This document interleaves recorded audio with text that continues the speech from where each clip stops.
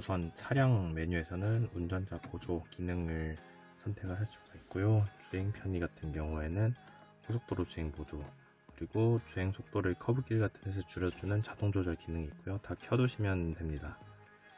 경고 시점 같은 경우에는 얼마나 이제 경고를 빨리 알려줄 거냐라는 건데, 보통은 너무 민감할 수 있기 때문에 느리게로 설정하는 게 좋습니다. 경고 음량 같은 경우에는 크기를 설정을 할 수가 있는데 중간 정도 크기가 괜찮은 것 같아요. 핸들 진동 경고 같은 경우에는 별도로 알림을 주는 시스템이 있는데 저는 그 이질감이 싫어서 끄고 있습니다. 별도로 세기를 설정을 할 수가 있어요. 운전자 주의 경고 같은 경우에는 이제 앞차가 출발을 했거나 이제 3D 계기판 옵션이 있는 경우에 앞을 보지 않는 경우, 또 이게 너무 오랫동안 쉬지 않고 운전하는 경우에 알림을 주는 것들을 켜놨고요. 이거 같은 경우에는 전방을 주시하지 않거나 뭔가 위기 상황이 있는데도 운전을 제대로 한다고 느껴지지 않으면은 고객센터에서 전화를 주는 기능이 있는데 그건 굳이 설정을 하지 않았습니다. 괜히 불필요한 전화가 올 수 있으니까요. 전방 안전 같은 경우에는 충돌 방지 보조가 항상 가장 좋은 겁니다. 경고 같은 경우는 말 그대로 경고만 해주는 거고, 방지 보조는 브레이크까지 잡아주는 기능이 있습니다.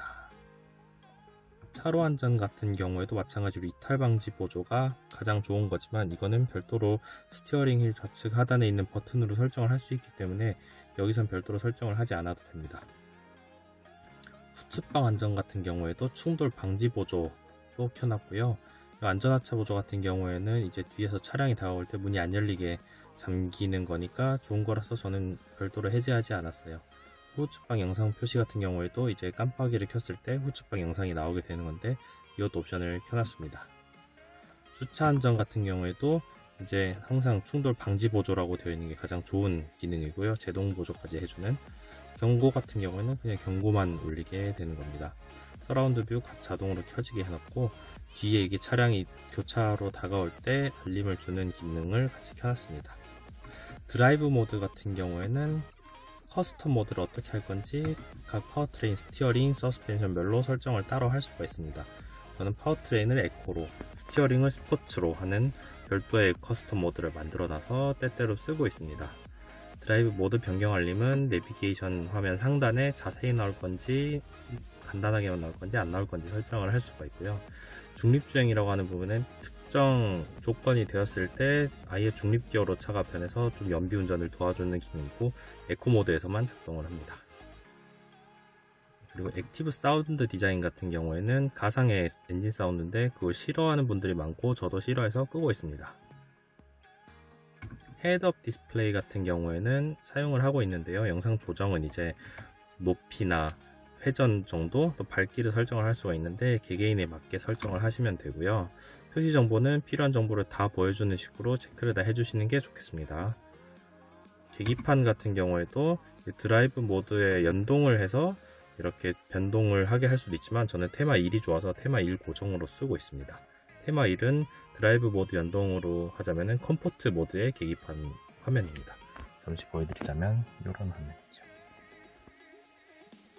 입체 계기판 같은 경우에는 불편해서 끄고 있고요. 이것도 정도를 강하게 보통 설정을 할 수가 있습니다.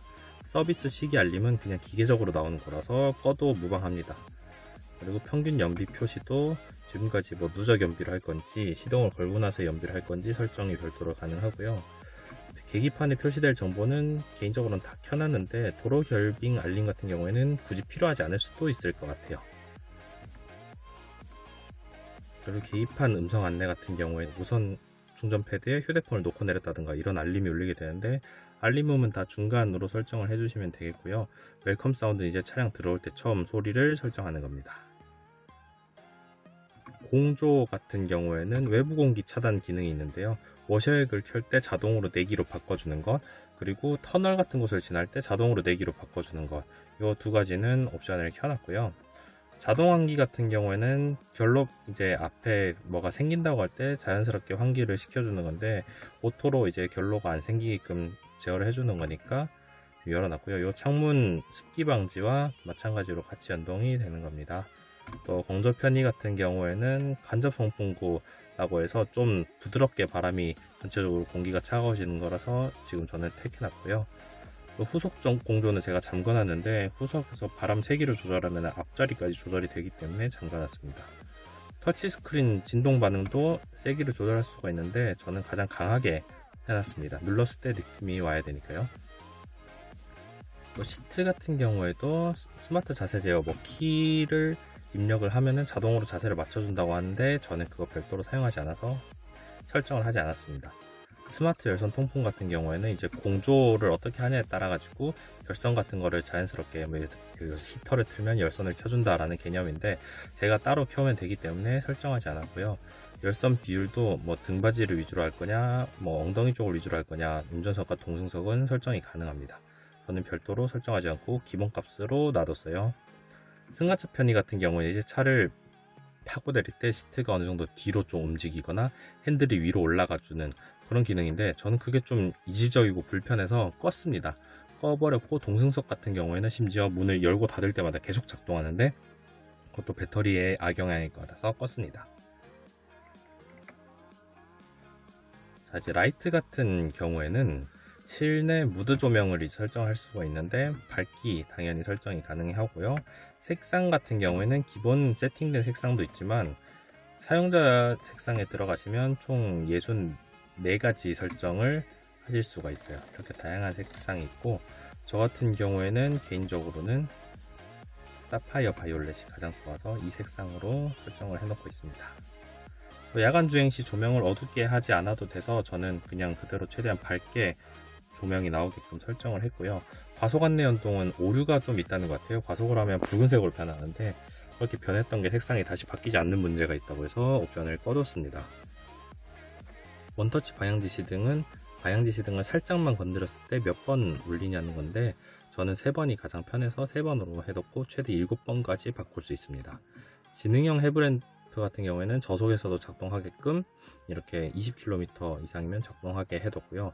시동을 껐을 때도 잠시 헤드램프가 들어와 있는 에스코트 기능도 켜뒀습니다.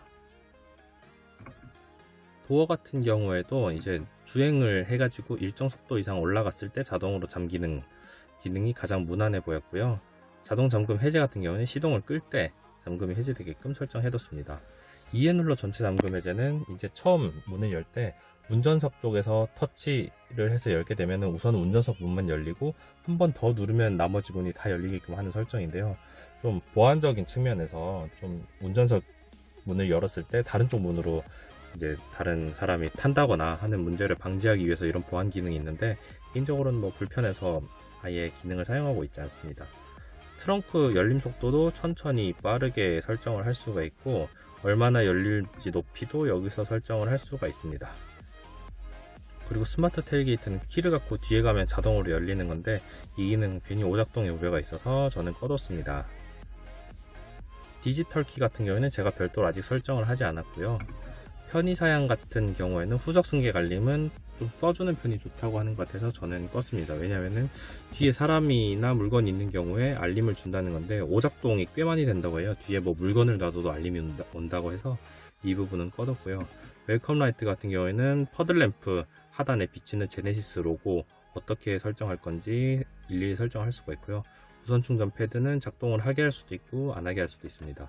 후진할 때 뒷유리 와이퍼를 한번 닦아준다는 것은 물을 한번 닦아서 보이게끔 해준다는 건데 저한테는 별로 의미가 없었어요. 왜냐하면 주로 카메라를 보기 때문에 혹은 백미러를 보기 때문에 이 부분은 굳이 작동하지 않게끔 해뒀습니다.